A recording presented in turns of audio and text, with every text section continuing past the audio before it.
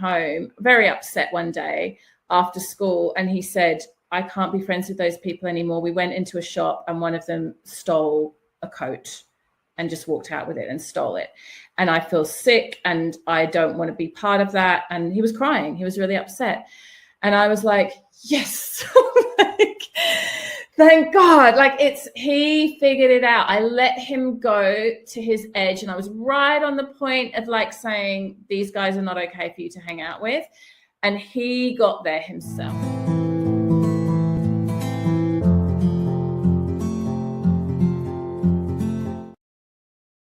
Hi, it's Tiffany Lorraine Galloway, certified high performance coach with another episode of the Resilient Mother podcast.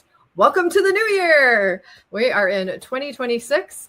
I'm calling it Get Your Resilient Fix in 2026. That's my theme for this year. Not sure what yours is. And my 3 words for this year are radiant, resilient, freedom. And those are my goals. So to give you some ideas of how I start the new year as a high performance coach, we pick kind of 3 words that we want to grow into or we want to be. And then we kind of pick a theme for the year. And so maybe that's something you might want to do for you as a mom and your goals and what you're doing this year. So welcome to it. And today for my conversation, we have Katie Rose, who is a bunch of specialties that I love, like being a doula and a yoga instructor and so much more. And she's here to have a conversation with us about resistance versus resilience as we start the new year and become aware of where we're resisting things and where maybe we need to shift into resilience. Or maybe in another way looking at it, where are some weak points in our life that we want to make strengths or that kind of thing. So Katie, thank you for being here. Please tell us more about you. Thank you so much for having me. Well, I'm originally from the UK. I grew up just outside of London, and now I live in Australia. I've lived here for the last over 20 years now. Nice. As you said, I'm a yoga teacher and have run yoga studios and also work a lot in the field of women's wellness. And I'm a mother of 5. So Nice. I have a little experience in the motherhood arena. Just a little bit. What brought you into the specialties that you do? Was it a natural process that you just found something that you loved, or is there a story behind that?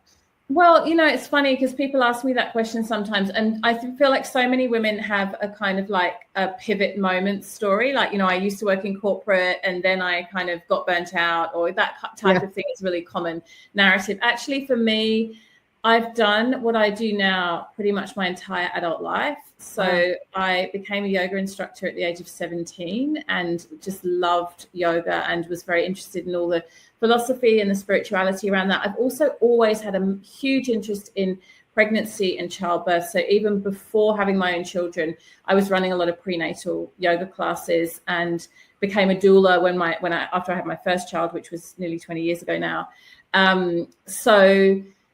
Yeah, it's all I've ever done, and I still love it, and I'm still doing it. I'm 47 now, so it's been a minute. The industries that I work in have changed enormously. The world of childbirth has changed enormously. Yoga has changed enormously. Like, there's been a lot of changes, and at the same time, our bodies don't change, and ancient wisdom doesn't change, and motherhood is motherhood, and so there are many threads that are consistent, and then also many things that have changed and morphed and grown over time, over generations. Yeah.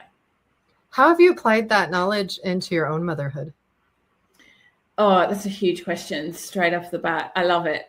Well, it's so interesting because it really depends what day you ask me how I'll reflect back that question. And I think this is one of the key things about being a mother is I have moments where I feel like I am nailing this. Like, I am so proud of myself right now, and my kids are so awesome, and I've got this set, and I have these really like proud moments, and I look at my children, I think, you're great humans, and it's all because of me, because I'm wonderful. And then I have other days where I just feel like, oh my goodness, I'm an imposter, and I have no business talking about motherhood, and I'm totally like, I wouldn't say failing. I don't think I ever feel that I'm failing, but I definitely have moments of feeling like I could be doing so much better. And there are so many things I would like to do as a mother that I'm not consistently showing up for. And so I feel both ends of that spectrum almost daily. Certainly within a week, I could, ricochet from one end to the other. But the thing, I guess, to answer your question, how has the work that I do, or, the work the yoga and all of the personal development stuff, actually what it's done is it's helped me to be a more stable, happy, sane, grateful human being. And that has in turn then helped me as a mother. So I don't think it's really got to do with like parenting techniques particularly, or, ways that I like even manage the household or discipline or any of that stuff. It's actually just who am I and how do I show up as a human being, as a mom. And that, I would say, my personal development journey, my spiritual path has hugely supported me to do. And actually there's another piece there too, which is about expanding capacity. So I think one of the things when you have a lot of children, people are very fascinated with like, oh my goodness, I don't have any kids and I can't even imagine, or I've only got one, I can't imagine having 5. And so what happens when you have more children is your capacity expands. And I have found that my practices, my spiritual practices, and the work that I do with women has really helped me with that capacity piece, which is really integral to keeping everything somewhat smoothly flowing. Yeah. I like to think of it as harmony, that it's like music, and maybe like the 5 kids or 5 different notes, or you could think of it as alto, soprano, bass, tenor. At some point, the soprano is going to be louder. At some point, the bass is going to be louder. But as long as it's still in harmony, it can flow and it can be beautiful and it can be messy and it can be off tune sometimes, but we can get back on track. Because the idea of balance, I think, is the thing that people wonder, especially with a lot of kids. How do you balance all of that? I don't think you can necessarily balance that in a way. I grew up in a household as the oldest of 6 kids, and there were moments of just blissful chaos, right? And so if you're not familiar with it is interesting and it's intriguing and it seems maybe daunting as well. But I think the thing is that our love as a mother is the thing that really helps us to do that expansion that you're talking about. Because I remember loving my first child so much and thinking, I will never love another child as much as I love this child. And I didn't know I could love this way. And then I have my next child and I'm like, oh, there's more. Oh, I do have more. And the next and the next. And I have expanded capacity, as you were talking about, for each of them. And they may be different, but that deep love that I have for each of them is as strong as it could be. And you only really get to experience that in motherhood. And that's the beauty of motherhood and parenthood, is that deep devotion that you automatically have to this little stranger who was put in your lap, or however you want to look at it, or God gave you this child to raise. And that's why I have this podcast. I want mothers to feel supported in it, because our journeys are so different. How we get to motherhood, how we mother, how we stay whole as a person so we can be the mother that we want to be. And we can support each other. We can tell each other, hey, I'm like you. And I knew what I was doing from the time I was 12 and I stayed at the whole course. Or I don't know, I changed careers 5 times. I still don't know what I'm doing. Or I was at home mom. I've been just focused on my kids. Now I'm going to explore who I am or get back to that. I don't think there's any right or wrong answer for that. It's what's best for you and what's best for your family. And I think it's beautiful that you had tools early on to help you keep that along the way so you can show up consistently. And I think every mom desires that at some point. And I think we don't know what that's going to be. We may think it's stability in a partner. We may think it's something outside of ourselves. But I think you've beautifully orchestrated in what you've shared about how it's in here. And everything that you need is here. The answers are right here inside of you already. I'm curious too, as you talk about your story, did you honor what your kids got into at a young age? Did any of them, like you, find what they loved right away and stayed with it? Or were they more fluctuating in their interests? Yeah. I love that question. And actually, one of the things about having a large family is there isn't infinite capacity for extracurricular activities and kind of doing lots of stuff. And something I noticed with large families, maybe you experienced this growing up, is we don't need to do as much to keep ourselves entertained, because there's a lot of entertainment just at home. Like we can stay home for the day, all of us, and various different things will happen at various different times, but there's always something going on. Like my youngest child is 3, she's turning 4 soon. And, you know, she doesn't really require that much input from me because she can roam around from room to room in our home and some kind of action is unfolding somewhere that is entertaining for her. So that's a really beautiful thing of having a large family that I really enjoy. Some people would say, I think you said blissful chaos before. Some people would highlight the chaos part, but I actually really love that. And so I have deliberately decentered sort of activities and extracurriculars. Like that's actually never been something I've put a huge amount of emphasis on. And part of that too is that I actually really want to spend time with my children. Like I actually want to be with them and do things with them and explore the world with them. So we're very blessed. We live in Australia. We go to the beach a lot. We have a big park opposite, even though we live in the city, we live in the middle of Sydney, but we do very fortunate to live opposite a big park. So we just do a lot of like hanging out together. And actually what I am now seeing with my teenagers is that there's a huge benefit at the other end of that, is that I know who they are pretty well. Like I know them as people because we've spent a lot of time together. And that is really helping me now in the journey of parenting teens. But to answer your question more specifically, I always have said to the kids, and I still say to them, if there's something you're really interested in and you really want to pursue, I am absolutely here for that. So they have got the opportunity to pursue whatever interest they are passionate about. And it's kind of funny because, you know, I would love them to like speak another language or learn a musical instrument or even, God forbid, be into the stuff I'm into, like interested in yoga and spirituality. So far, none of them are. I've got 4 boys and 1 girl, so I'm holding out a lot of hope for the girl. I'm also quite an academic person. I read a lot. I'm quite studious. I love to study.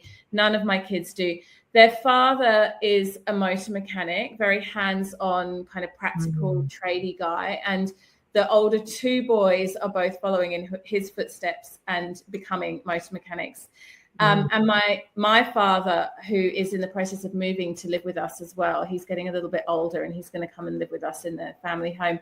He is also a mechanic. So I'm surrounded by car enthusiasts, people that are constantly pulling things apart and putting them back together again and trying to figure out. I'm looking, as I'm talking to you, out onto my deck where my son has pulled apart his electric scooter and is in this is not even one of the mechanics, by the way, this is one of the younger ones, is in the process of putting it back together again. Goodness knows if that will actually ever happen. So I totally support that. And I'm, you know, it's not my thing, but I support them in their thing. And what I have noticed, and one of my sons is really into fishing. He's actually he's won a record for a size of fish he bought. He pulled a really deep ocean, massive fish, bigger than him, this fish. Like, seriously, I'm not even joking. Wow.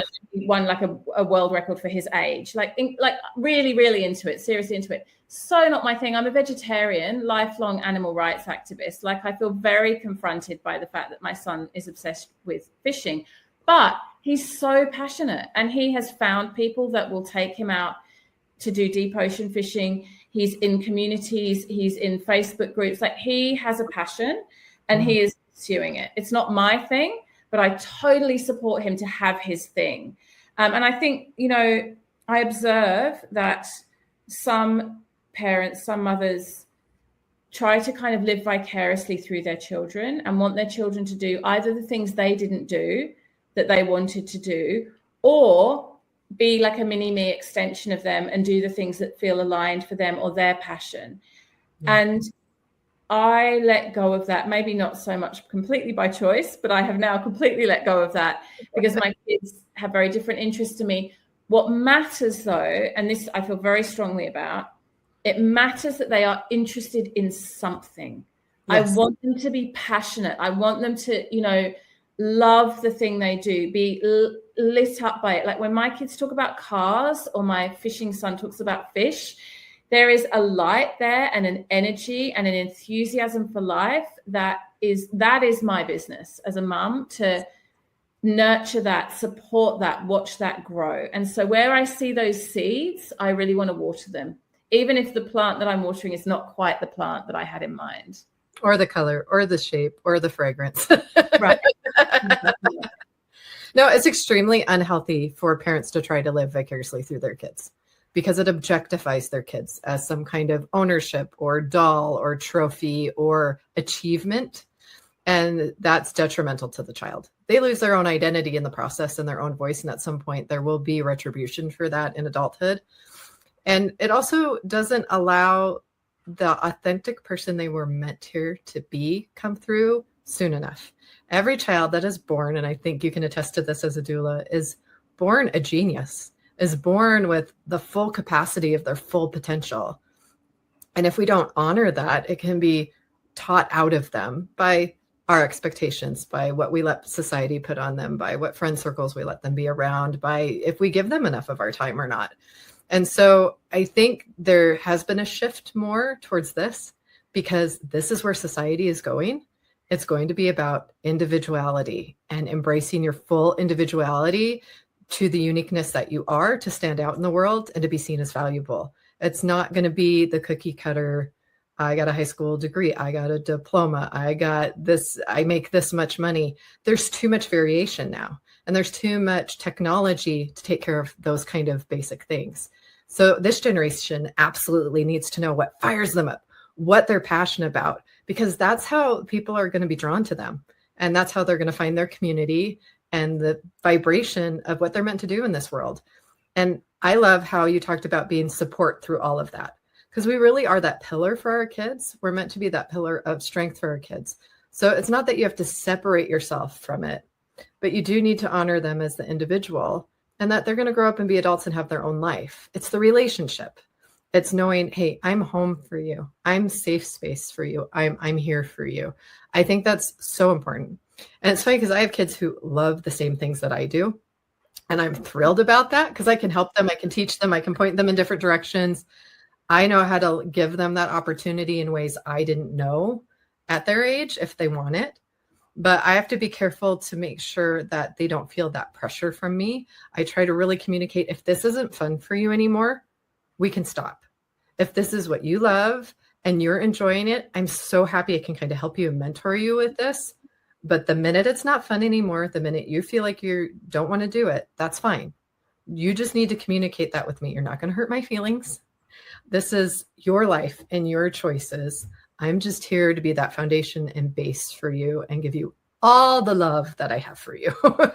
and so far that's been really good. And it's allowed them also room to move around and try some different things as well, and not feel like this has to be their thing. I will say I have one daughter, though, that's been given some opportunities from a professional teacher. And I'm like, I'm sorry, but you do have to go down that lane because they see potential in you. You can still have other things. But when an opportunity like that comes along, that's not something you say no to, because somebody sees potential. Well, there's also a discipline piece too, isn't there? It's like sometimes children in the moment, it's very hard for children to see a longer picture or, you know, like a bigger picture. And so I think part of our job is to orient them towards what's our end goal here. And there might be some stages that aren't quite so fun on the way to the place that we all know that you want to get to. And discipline, you know, I think it's such a fine balance, such a dance in our own lives as adults, and then in our, you know, how we're nurturing our children, between when it's okay to just say, this isn't fun anymore, so I'm going to stop, which I'm all for that. Like, let's not waste this precious opportunity of living that we have, versus actually, I'm going to get through this, even though this moment is sticky or boring or confronting, because I know I want to get to whatever point further on down the path. And that's one of the things I really, you know, for example, I've written a few books, and, you know, there's always a point in writing a book that I come to where I'm like, this is really hard. I just need to pause. I don't know if this book's ever going to be finished. You know, it's like, and then you push through that, and then eventually, you know, you have a complete manuscript. And my kids have watched me do that. They've watched me sit up at night writing or grappling or feeling lost and overcoming that and getting to an end result. So of course we're modeling that too. Like, do we give up straight away, or do we have goals that we're working towards? And I think, it's when I say that my kids aren't interested in the things I'm interested in, it kind of is true in many ways, but they have many of the qualities that I have modeled for them. One of which is, let's set some goals, work towards them, and let's devote ourselves with discipline to achieving those goals, because those are very important life values for me. And that's resilience, isn't it? We can't take the resistance away. They have to see that that's part of the journey to resilience, is the lessons that come, or having a big goal and all the steps that it takes to get there. I really think there's a disservice to society, to our youth. I'm so glad social media is getting under control, because there are kids that feel like if they're not good the first time, if they don't look like that, this, and this, their self-esteem is just torn to shreds. I remember growing up and just knowing my own little world and not having too much to compare it to, let alone thousands of ideas and pressure and social media and marketing. It's no wonder there's a mental health crisis there. But they need to understand that the world right now is obsessed with what's not real. Let's be honest, it's not real. Just seeing someone's highlights reels, just seeing the accolades, just seeing images that have been changed and edited and stretched, or someone who's had to do extreme things to get looking that way, especially for our girls, it's not real. Why are we obsessed with what's not real? I think we're going to come back home to authenticity, to what does it body actually look like as aging is starting to come back. Like, just let yourself age. Why are we doing all these funky things? It's beautiful. I've earned these wrinkles. I've earned that gray hair. And in that, there's this beauty of embracing our humanity more.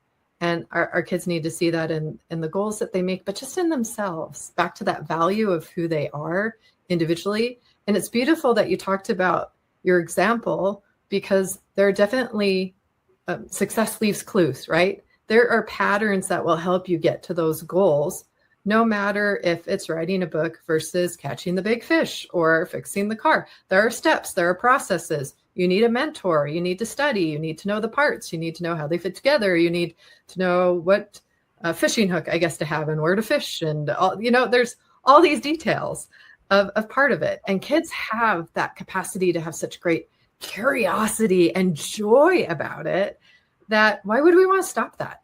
Why would we want to stop that for anyone? And comparison can be the thief of that. Comparison can be the thief of thinking that your step 1 should be somebody else's step 10. Like, that's not a fair comparison. So I think it's an important conversation to have. And I've kept screens away for as long as I can. I'm not really for having tech with school and different things, other than I'm a visual learner. So I think there are appropriate ways to do it, but it is a real challenge today, because tech should be a tool. The things that we have should be a tool, but they also have the potential to be harmful. And so I think there's a responsibility as a mom to figure that out. Do you have those challenges? Are your kids like screen free? Like, how have you managed that? Yeah, no, my kids are not screen free. And actually, I would say I changed a lot with this. So with my elder two, I was all about the kind of managing and regulation of pretty much almost everything. Like, I was the mum that my eldest son still teases me about this, that he didn't have any sugar at all until he was like 3. And we'd go to birthday parties and the birthday cake would come out and I'd quickly like whisk him out of the room because I didn't want him to eat the sugar. And he has all those memories. And as I've had more children, I've relaxed a lot around that stuff. And, if he sees my 3-year-old now, if my eldest sees my 3-year-old with a lollipop, he's like, yeah, good on you. You've got a lollipop. I didn't get a lollipop until I was, 15.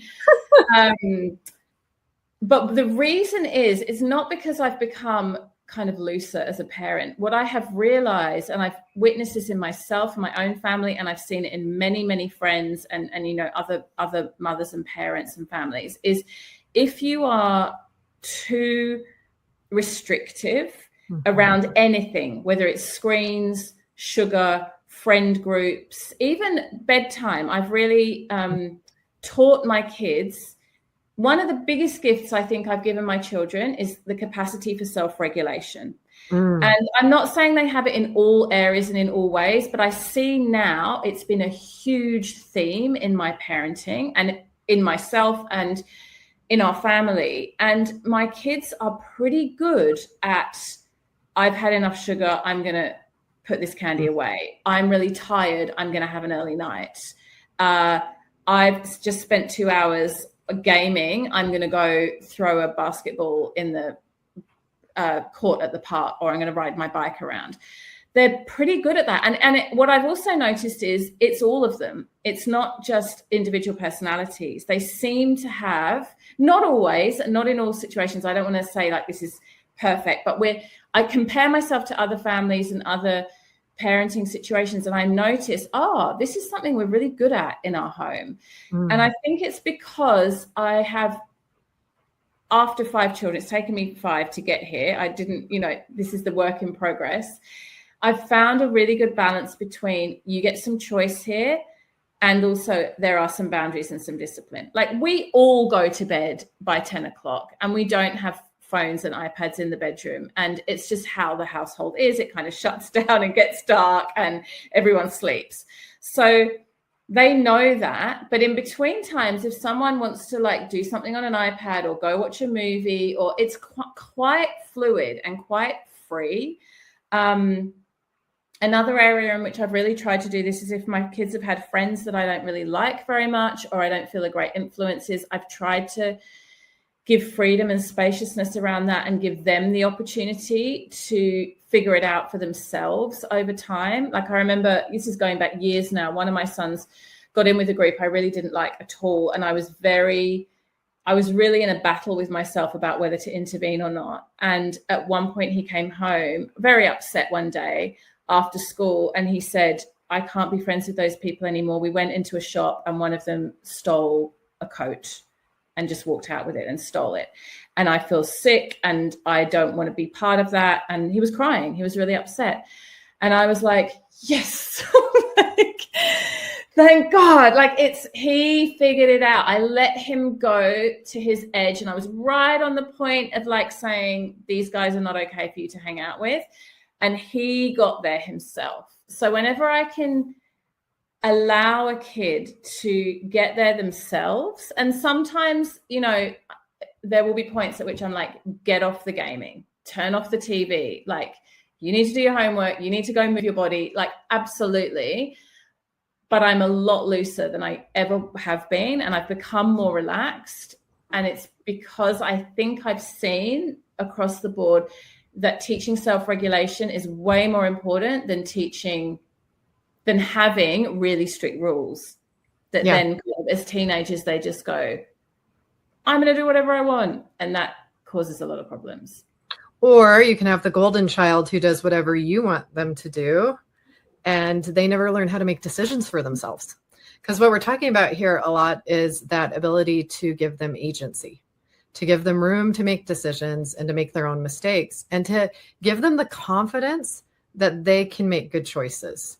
And so completely restricting anything makes it either a temptation or a thought that I can't handle it. I can't handle it myself. Something that drives me a little nuts over here in the States is the obsession with sexuality in general, especially with the woman's body. Whereas if I went to Europe, there's statues, there are nude beaches, and it's not about that. It's if a mother's nursing, it's about, that's sustaining life. It's not sexual. And so it's all a mindset of what we're teaching. Are we teaching that as a human being, and that is skin and bones, and like this is a beautiful creation? Or are we going, don't look at it, don't look at it, how is that not messing and setting them up for failure there? Because now it's objectified what you're actually restricting from them.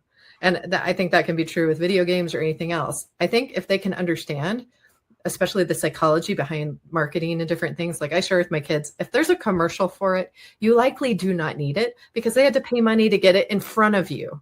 If you needed it, you would have it already, because I would know you need it. I don't need to see it on a commercial to go, oh, I need that.